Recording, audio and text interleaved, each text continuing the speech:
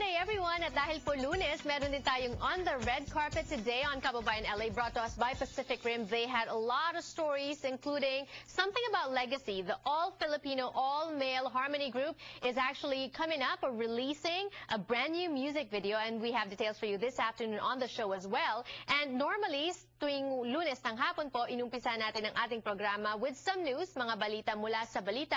Ngayon naman, ang pinakamalaking balita still in terms of immigration, or when we talk about immigration, is the deferred action for childhood arrivals. And we've been talking about that. We can't overemphasize the fact that you need the right help, because the wrong help can actually hurt.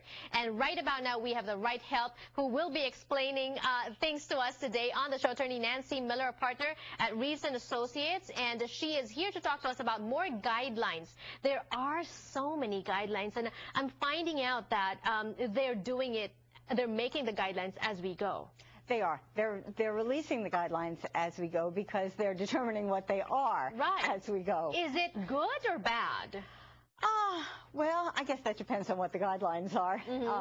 But the ones that are coming out seem to be reasonable, though. And what's bad are insufficient evidence for your DACA. Very important. Deferred action for childhood arrivals, potential denials, and fake documents. People are faking documents?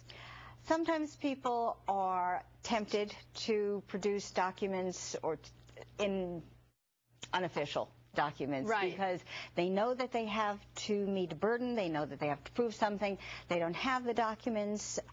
There are legitimate ways to get documents. But sometimes people choose the fast way, what they think is the easiest way, and that's going to be deadly. They probably think it's the only way, and so they may well think it's the only way. So we are cautioning you against that, because USCIS will not automatically grant the application. The policy is an exercise of discretion.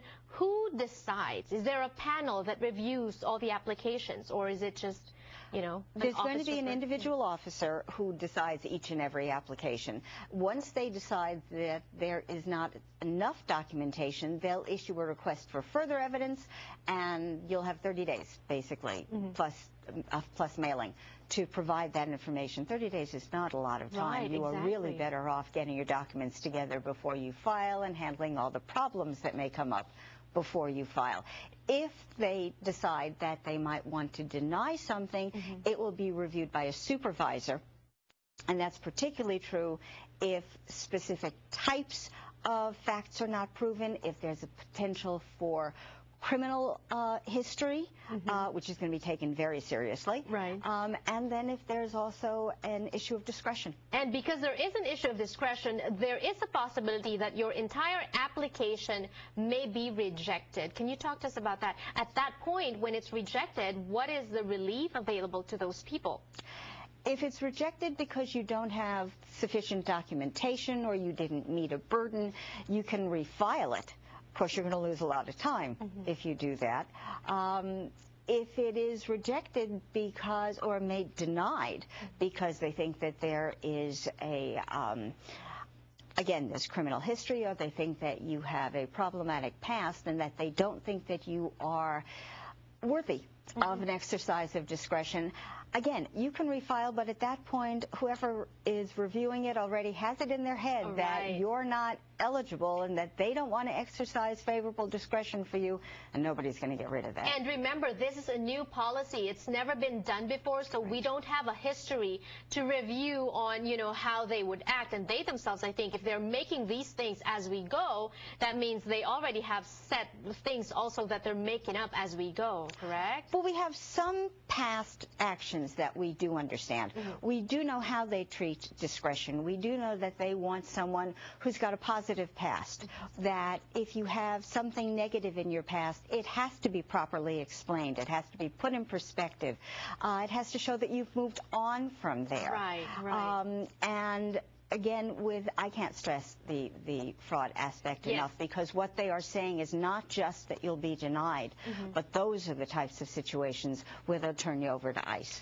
And fraud includes lying on the form, lying with your certificates or whatever, because we talked about the factors, the requirements, and you have to fulfill all the requirements. What now then is your advice to people who don't fulfill all. Maybe they fulfill, you know, a few of the requirements. Maybe they overaged, you know, there's an age limit of 16, right? What if they overage? What is your advice? Well, if you're statutorily not eligible, then you're not. I mean, that's all there is to it. Okay. That's unfortunate, but that's an inflexible rule. Okay. You either were under 16, you either were under 31, you know, those just are unbending. And go ahead. Things like if you're in school, those are, you can work with those because those are ongoing grounds of eligibility. Then there's the other issue, if you are eligible, but you don't know how to prove it. Right. And you need help with that because there may be direct evidence, there may be other types of perfectly legitimate evidence, and you need to know how to do that. And that is why we can't overemphasize the fact that you need a lawyer, somebody who knows these things and somebody who can defend you to help you put together the requirements for application and help you submit the application for you. Because if the agency intends to deny, supervisor will first review the case if the issue is, and then we have all these four, and in each of those, a lawyer may help you. Let's first talk about criminal history. Very important. Criminal history can mean many things. It can mean a felony conviction, what they call a serious misdemeanor, 3 non-serious misdemeanors, but it can also mean arrests that didn't result in a conviction. It can mean a juvenile arrest, which was never and never is considered an arrest or a conviction under immigration law, now it except is. Now, right. because it is immigration. It is criminal history. It can mean convictions that were expunged, which is still a conviction under immigration law.